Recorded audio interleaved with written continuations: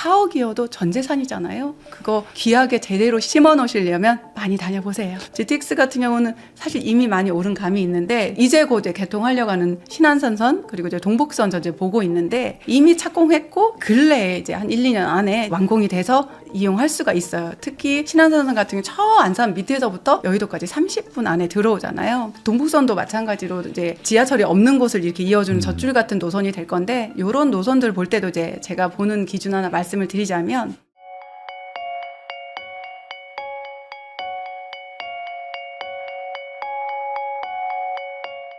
진화이스님하고 얘기하고 있는데요. 그러면 결국에 이제 강제 매수를 하게 될 것이다. 뭐 이런 얘기 하시는 분들도 많습니다. 왜냐면 지금 뭐 전월세가 없는데 뭐 어떡하냐. 그렇다고 뭐 노숙을 할 수도 없고 뭐 경기도 외곽이나 지방으로 내려갈 수도 없는데 직장 때문에. 네네. 그러면은 오히려 지금은 아직 안 오르고 있는 구간대라고 굳이 얘기한다면 4억, 5억 뭐 이 정도 아파트 하는 데 있잖아요. 25평, 30평대가 5억 정도 하는 데들도 많습니다. 서울 외곽이나 네. 경기도까지 나가면요. 그런 곳들까지도 좀 온기가 가는 거 아니겠느냐. 라는 생각도 좀 드는데 어떠세요? 대출이 도저히 안 나오니까 그 5억밖에 못 사는 거죠. 나름이긴 한데 제가 예전에 이제 광명 저희 멤버들하고 공부할 때 그때도 막 자기 돈이 정말 2억밖에 없다. 광명 뉴타운 얘기할 때 2억 갖고는 이제 언감생심이잖아요. 그런 분들한테 제가 특정 아파트 말씀드려 조금 죄송하긴 한데 하안주공에 거기가 재건축 금방 되고 절대 아니에요. 그때 금도 안 거었을 때인데 저는 정말 내 조카라고 생각한다면 지금 사회초년생인데 그 돈으로 거기 대출 조금 받아가지고 일단 살면서 직장생활 열심히 해라. 그리고 열심히 돈 모으면 얘가 금방 광명 뉴타운처럼 절대 안 된다. 그건 아니지만 여기저기 전전긍긍 하느니 그래도 조금 진도 나가줄 수 있는 그리고 네. 꼼꼼히 따져봐서 용적률이라도 조금 더 낮은 곳 여러분 매수할 땐 용적률이 낮아야 돼요. 최대한 낮은 곳 이런 거 조금 골라서 그때는 골라 살 수 있었거든요. 그래서 그런 거 사고서 들어가서 일단 열심히 일하고 있다 보면 그래도 생활하긴 편하거든요. 거기가 네. 지하철만 없지 주변에 학교도 가까이 있고 그래서 아이가 혹시 초등 저학년까지는 다닐만 하고 하니까 그러고서 조금 옮길 수 있지 않냐. 사실 오늘 오기 전에 생각나서 한번 들어가 봤어요. 그랬더니 광명이 그렇게 되니까 걔도 움직이더라고요. 꽤 많이 올라졌어요. 그래서 네. 좀 생활하기도 좀 괜찮고 주변에 좀 괜찮아지는 곳이 같이 붙어 있다면 그런 곳으로 조금 선별은 하셔야 돼요. 특히 돈이 적을수록 직장 가까운 데서 고르지 마시고 이런 기준 하나 가지면 돼요. 지금 정말 내가 적은 돈으로 내 집을 산다면 돈에 맞춰서 사지 마시고 다음 하락장에서 팔릴 아이를 사세요. 어쨌든 그때 내놓으면 누군가는 살 만한 그런 수요가 있는. 그래서 요즘 제가 멤버들하고 공부하면서 뭘 얘기하냐면 전체적으로 입지 좋은 걸 찾는 것도 좋은데 그냥 무턱대고 모든 사람이 무조건 그 동네 가면 달려가는 아파트가 있어요. 네. 딱히 비싸지 않은데도 그런 네임드가 된 거죠. 뻔한 거 있죠. 동네 대장 같은 게 있어요. 예. 근데 가격으로 대장이 아니더라도 너무 만만하니까 늘 우르르 들어가는 어디 구하면 어디 아파트 이렇게 나오는 거 있죠. 그런 애들도 눈여겨봐라.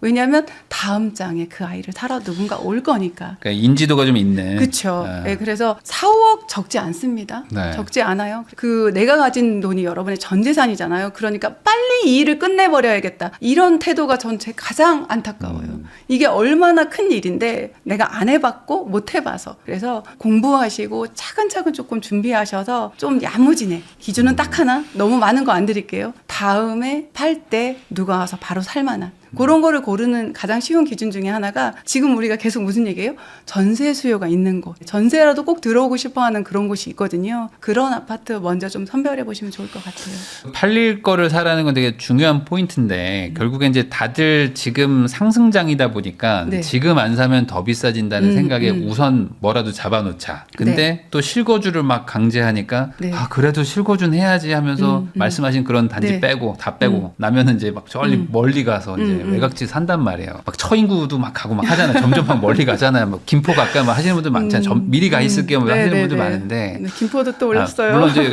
온기가 뭐 퍼지겠지만 네. 무작정 그냥 자기 생각만으로는 사지 마라. 그러면은 굳이 얘기한다면 어떤 네. 교통호재 같은 걸 보고 들어가는 건 어떨까요? 지금 GTX도 어쨌든 진행이 되고 있는데. 교통호재 좋죠. 교통호재 말할 때 제가 항상 첫 번째로 말하는 게 뭐냐면 착공했는지 일단 보시는 게 가장 좋고요. 네. GTX는 일단은 경기 외곽에서 서울 중심으로 빠르게 오르게 도와주는 거니까 좋고요. 그것보다 더 중요한 거는 그 GTX역에서 내가 살려는 아파트가 어느 정도 거리인지는 꼭 체크하셔야 돼요. 네. 그 호재 하나만 보고 걸어서 갈 수 있는 거리가 전혀 아닌 곳은 GTX 호재를 보고 들어간다고 볼 수는 없습니다. 그리고 개통을 했는데도 불구하고 가격이 조금 오히려 내린 그런 것도 있어요. 운정신도시 아시죠? 네. 왜냐하면 개통을 해서 좋아질 게 아니라 개통을 하는 수혜를 입고 팔고 나보고 싶은 세력이 훨씬 많았어요. 그래서 지금 강남까지 개통되면은 팔고 나오려고 지금 다시 준비하고 계신 분들이 굉장히 많거든요. 그런 것들을 조금 감안을 하고 접근을 하셔야 되고 GTX 같은 경우는 사실 이미 많이 오른 감이 있는데 이제 곧 개통하려고 하는 신안산선 그리고 이제 동북선 저 이제 보고 있는데 이미 착공했고 근래에 이제 한 1, 2년 안에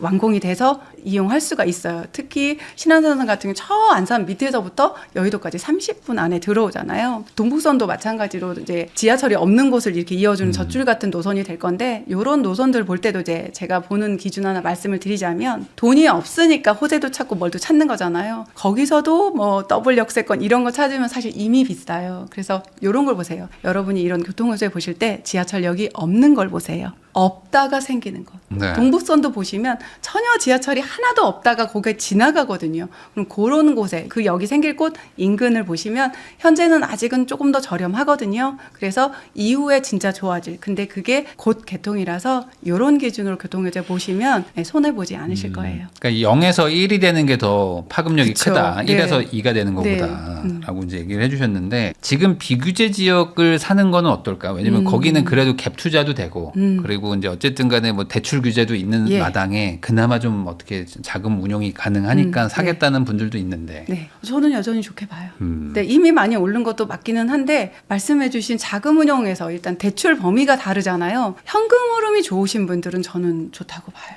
동탄도 그렇고 구리도 그렇고 최근에 이제 고양시 쪽에서도 조금 신축들 네. 가까이 있는 마포 옆에 딱 붙어 있는 덕은지구 같은 경우도 제가 많이 초기에 올랐죠. 말했는데 예, 이미 조금 많이 오르긴 했어요. 거기는 조금 아쉬운 게 작은 평수가 없어서 금액대가 뭐 서울보다 싸다고 해도 30평대 위주라서 이렇게 조금 아쉬운 점이 있는데 이 부분은 자금 운용이 가능하신 분에게는 저는 여전히 유리하다고 생각하고 대신에 한 가지 여러분 기억하실 거는 다시 묶일 수 있다는 거를 감안을 하세요. 네. 그렇지만 지금 비규제에서 매수하시기 때문에 당장 실거주하지 않아도 되는 토지거래 허가구역도 아니고 그렇게 매수하실 경우도 이후에 실거주하지 않아도 양도세 비과세에서 실거주 요건은 없습니다. 장점이 꽤 많아요. 네. 그렇지만 규제로 묶일 수 있다는 거 감안하셔야 된다.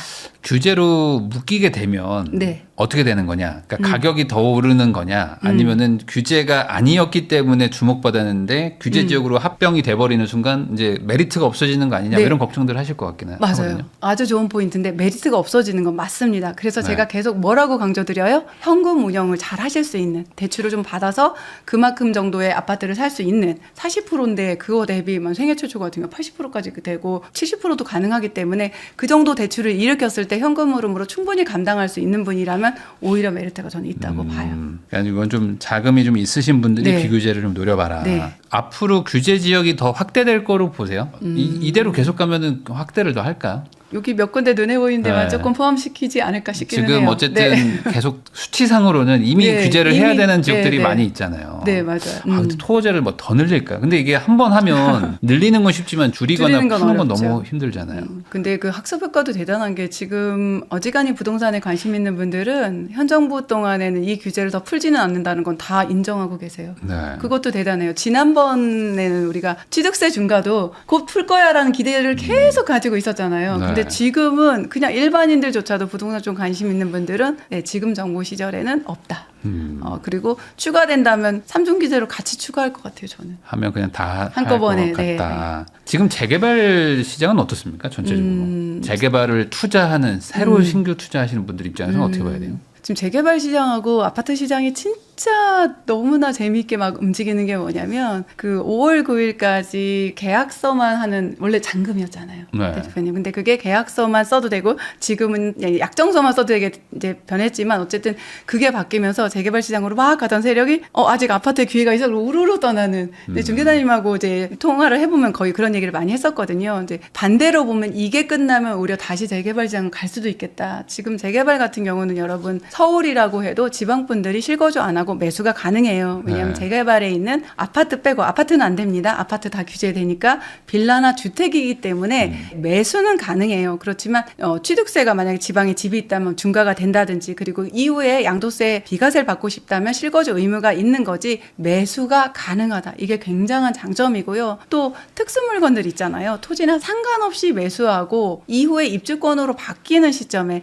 그때 주택수에도 들어가기 때문에 이제 그런 특수 물건을 다시 찾는 그런 분들이 좀 있고요. 다른 부분들은 재건축 같은 경우가 투기과열지구로 지정이 되면은 조합 설립 이후에 거래가 안 돼요. 예전에는 그게 굉장한 아킬레스건이었는데 사실 이제 공부들이 많이 돼서 그런지 그러고 나서 조합 설립되고 나서 3년 안에 사업 시행인가가 안 나면 또 그때까지 또 거래가 되고 네. 그래서 잠실주공 5단지가 꽤 오랫동안 거래가 됐잖아요. 그리고 또 사업 시행인가 나고 나서 3년 안에 착공이 안 되면 또 거래가 돼요. 이게 어떤 면에서는 재개발보다도 기회가 더 많아요. 그때만 팔 수 있다는 것 때문에 또 그때 매물이 나오고 그러다 보니까 가격이 조금 더 저렴하게 나오기도 하고 이런 물건들 이제 거래가 되기도 하고요. 또 반면에 돈 있는 분들이 진짜 공부를 안 하셔가지고 이제 압구정하고 우성 1, 2, 3차를 애매하게 사셔가지고 네. 피눈물을 흘리시고 압구정을 파신 분이 있어요. 이렇게 지금 거래가 안 되는 시즌으로 들어가는 찰나에 이러다가 딱 5년 재당정에 딱 걸리게 생겼는데 팔 수 있는 물건은 압구정이었거든요. 아이고. 그러니까 압구정을 파셨어요. 네. 이런 일도 있어서 자산이 클수록 좀 제재 공부를 좀 해두면 잘 운영을 할 수가 있거든요. 반대로 아까도 잠깐 말씀드렸지만 재개발에 같은 물건을 오히려 일부러 매수를 해서 간평가를 높여서 좋은 것으로 하나로 이제는 1+1이 이제 아킬레스건이 됐거든요. 또 네. 다시 사실 그게 그랬다가 맨날 괜찮았다가 바꿔요, 맨날. 네 다시 지금 그거 갖고 계신 분들 지금 고통스러우실 것 같아. 네. 이미 그렇게 받은 다음부터 이미 2주택자로 취급을 여러 가지로 받게 되고 네. 나중에 입주할 때도 처음부터 그냥 중가로부터 시작을 하는 거거든요. 그리고 추가로 받은 거는 3년 이내 팔 수가 없잖아요. 그러니까 팔려면 큰 거부터 팔아야 되는 되게 좀 슬픈 상황이거든요. 이런 것들이 있는데 그럼에도 불구하고 지방에서 서울을 투자할 수 있는 유일한 통로가 지금 현재 되고 있고요. 아까 말씀드린 것처럼 재건축 같은 경우 그 사이사이에 매매를 할 수 있는데 그러해서 급매로 좀 살 수 있는 그런 시장이 열리고 이런 시장 상황하고 전혀 상관없는 그 조합에만 일어나는 특수한 상황들이 있어요. 네. 그래가지고 최근에 이제 어디라고 너무 뾰족해서 말씀 못 드리지만 4억도 안 되는 거를 진짜 서울 진짜 가까운데 다 됐어. 입주권 철거 다 했고 일반 분양 직전인 물건을 매수할 수 있는 시장도 열렸어요. 근데 요걸 제가 강의할 때 어떤 그 글이 저희 카페에 올라왔었냐면 저희 공투부 카페에 제가 한 4억 5억 있는데 면목동에 이제 그 모아타운 시작하려는 데를 볼까요? 또 어디를 네. 볼까 하는데 그 돈으로 왜 거길 가나 이런 마음이 들 정도로 공부를 좀 하면은 그 시기마다 그런 기회들이 있는 곳이 있어요. 요거에서 이제 여러분들한테 하나 드리고 싶은 얘기는 항상 내가 가진 자금이 굉장히 작다고 생각해서 이 자금으로 매수할 수 있다고 내가 생각하는 곳만 가요. 그래서 늘 드리는 말씀 중에 하나가 내 돈이 갈 수 있는 데보다 더 비싼 데도 꼭 가보라. 괜히 가서 뭐 기만 죽어오고 그럴 수도 있죠. 근데 정말 좋은 집 싸게 사고 싶다면 그런 경험도 조금 해보고 또 그러다 보니까 아니 내가 이 정도 입지는 꿈도 못 꿨는데 내 돈으로 갈 수도 있네? 이런 곳을 찾아낼 수도 있거든요. 그래서 네. 그 기준은 절대 버리지 마시고 많이 다녀보세요. 4억이어도 전 재산이잖아요. 그거 귀하게 제대로 심어 놓으시려면 많이 다녀보세요. 모아타운 얘기해 주셔가지고 모아타운에 대해서는 어떻게 봐야 될까요? 모아타운이 저는- 재개발 같기도 하고 재건축 같기도 하고 그냥 모아타운이라고 봐야 되고.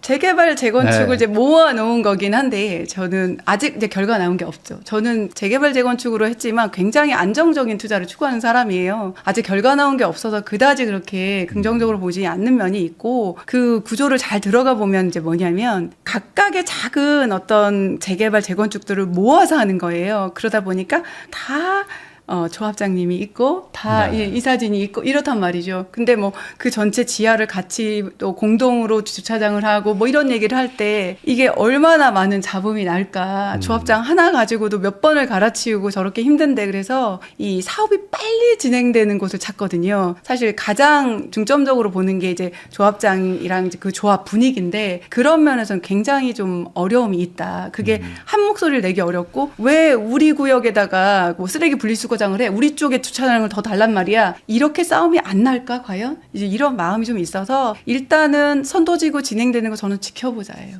반대로 그러면 모아타운이 될 것 같다라는 기대감 때문에 최근에 오른 집을 팔아야 되냐 말아야 되냐 고민하시는 분들도 많거든요. 그런 분들은 어떻게 조언을 보통 하세요? 그래도 전혀 거래가 없다가 갑자기 최근에 뭐 한다고 하면서 막 올랐다. 예. 갑자기 집 보러 와요. 어떻게 해요? 막 이런 네. 분도 있잖아요. 현장에 있는 중개사님 이야기를 하나 전달을 드릴게요. 이거는 네. 관악구 쪽에 이제 거기 빌라 굉장히 많죠. 엄청 많죠. 많잖아요. 거기를 이제 어떤 제 수강생이 이제 갔어요. 물어봤더니 이 이슈로 가격 오르면 팔고 나갈 사람 천지 빼깔이야. 네. 그 어르신이 그렇게 말씀하셨다는 거예요. 그러니까 너무 젊은 친구인데 내 아들 같아서 하는 얘기야 하면서 그런 모아타운 기대로는 오지 마라. 네. 싼 빌라에 내가 일단 시작하고 싶다. 그거 아니면 하고 말씀을 해주셨대요. 근데 사실 저도 동의를 해요. 그래서 만약에 그런 이슈로 좀 올랐다면 저는 차라리 팔고 네. 공부 제대로 해서 재개발 전 재건축만 딱 하거든요. 그거나 아니면 아까 말씀드렸던 나는 이제 내가 실제 살 집도 필요해. 근데 돈이 적다 싶으면은 이후에 재건축을 할 만한 아파트는 사실 초기도 괜찮아요.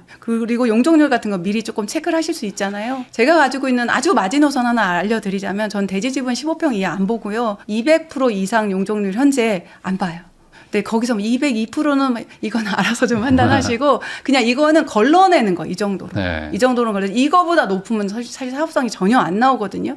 물론 입지에 따라서 주변에 신축 아파트 가격에 따라서 일반 분양분이 정해지긴 하지만 이거보다 높으면 그냥 가망이 없다고 생각하시면 돼요. 1대1 재건축을 해도 될 만큼 그렇게 좋은 입지가 아니잖아요. 우리가 얘기하는 곳들이. 그러니까 그 기준을 좀 적용하셔서 선별하시면 좋겠습니다. 재개발 재건축도 힘든데 모아타운은 더 힘들겠죠. 아무래도 사업성이 네. 안 좋으니까 모은 거잖아요. 네, 사업성이 맞습니다. 안 좋아서 그 모은 거니까. 기본 원리를 아시면 그래요. 각각 하면 사업성이 안 나오니까 모아주는 거고, 그리고 사실은 용적률 이렇게 해주는 거에 비해서 또 인센으로 가져가는 부분들도 또 만만치 않아요. 마냥 핑크빛은 아니다. 맞습니다. 자, 그러면 이제 결국에 지금 집을 살려고 하는 어떤 무주택자분들 입장에서는 대출도 막히고 막 여러 가지 지금 막 여건이 좋은 여건은 네. 아닙니다. 이제 하락장이나 뭐 횡보장 할 그럴 때는 뭐 대출도 잘 나오고 막 골라서 샀지만 지금은 안 사면 막 마음이 급해지는 상황인데 가보니까 1층밖에 없고 네. 뭐 동향밖에 없고 뭐 소위 말하는 좀 좋은 건 없단 말이에요. 기다려야 되는지 아니면 그럼에도 불구하고 그런 걸 사야 되는지 아니면 아예 다른 동네를 봐야 되는지 뭐 어떻게 보시는지. 이제 큰 그림에서 단지를 여러분이 선별을 하셨어요. 근데 그 단지가 좀 쓸만한 단지다 싶으면 저는 1층 동향 상관 안 해요. 근데 기준은 있어요. 그 1층 동향, 뭐 꼭대기층 뭐 이런 아이들이 뭐 중간층하고 가격이 같아. 그럼 볼 건 없고요. 최소한 15% 이상 저렴하다. 뭐 20% 이상도 저렴하다. 그럼 저는 콜입니다. 그리고 나중에 싸게 팔 생각 하세요. 네. 이번에 싸게 샀으면서 자기 나중에 제값 받으려고 하면 제가 아까 뭐라고 말씀드렸어요. 다음 하락장에 이번에 팔고 나갈 거라고 했잖아요. 그때 매력적인 가격으로 세팅해서 내놓고 이것보다 더 좋은 집으로 가는 거다. 그런 마음으로 매수하시면 저는 문제될 건 없다고 봐요. 네. 그럼 마지막으로 이제 집을 사고 싶으신 분들이 이 영상들 많이 보실 것 같은데 어떤 뭐 조언 한마디 해주시면 좋을 것 같습니다. 집이라는 게 여러분 사실 우리 자산이 다 들어가잖아요. 그러다 보니까 집값이 이렇게 오르면 굉장히 조급증이 확 들어와요. 근데 그런 분들한테 조급해하지 말라고 해서 절대 그게 가라앉지 않아요. 저는 이런 얘기 하거든요. 공부를 시작하시면 그 조급증이 언제 있었는지 없어집니다. 무조건 시장에 나가서 중개사님만 만나면 요즘 시장은 오히려 조급증이 더 들어오더라고요. 그럼요. 쉽지 않습니다. 지난번에 봤던 물건 없어지고 사실은 그분들은 거래를 좀 일으키고 싶으니까 그 조급증을 더 만들어 주시거든요. 그런 공부 말고 기본적으로 책 한 권씩 읽으시면서 부동산에 대한 좀 전반적인 것들을 알아갔으면 좋겠어요.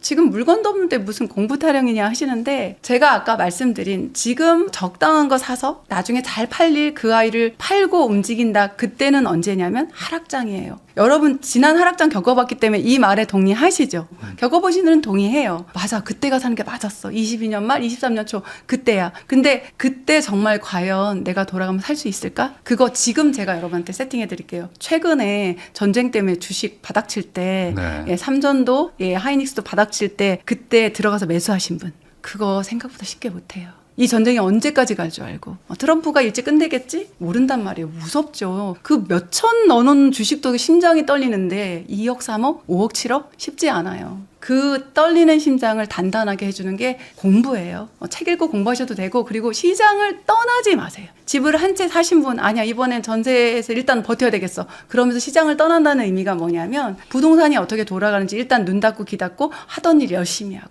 누가 돈 못 버는지 아세요? 너무 열심히 사는 사람이 돈 못 벌어요. 부동산 공부는 취미로 가져가셔야 돼요. 책이 좀 안 맞는 분들도 있어. 그런 분들은 우리 부인남 채널이나 제 채널이나 자기하고 결이 맞는 그런 유튜브 채널 하나 보시면서 내가 신문까지 다 못 챙겨도 다 알아서 챙겨서 해주잖아요. 따라오시면서 시장 흐름을 읽으시면서 꼼꼼하게 돈 모으시면서 다음 시장을 준비하시는 것도 굉장히 필요합니다. 지금까지 진화이스님 모시고 최근 부동산 시장에 대해서 그리고 이제 어떻게 투자관을 가져야 되는지까지 이야기를 나눠봤습니다. 이 내용 되게 중요하다고 저도 보고요. 특히 이제 지금 조급하신 분들이 무조건 현장 갔다가 중개사분 몇 분 만나고 바로 그냥 집 사버린 다음에 잘 산 걸까요? 라고 맞아요. 사연 보내는 분들 너무 많아요. 진짜 지금. 많아요. 저 잘 산 거 맞는지 제발 기도해 주세요 하시는데 그러지 마시고 오히려 이런 상황일수록 한 템포 멈추고 좀 알아보고 본인이 어떤 성향인지도 공부한 다음에 사면 좋겠다. 네. 이 얘기 좀 다시 한번 강조하고 싶었습니다. 자, 귀한 시간 내주셔서 시청해주신 거 다시 한번 감사하다는 말씀 전하면서 저도 진화이스님하고 인사 나누도록 하겠습니다. 오늘 나와주셔서 감사드립니다. 감사합니다.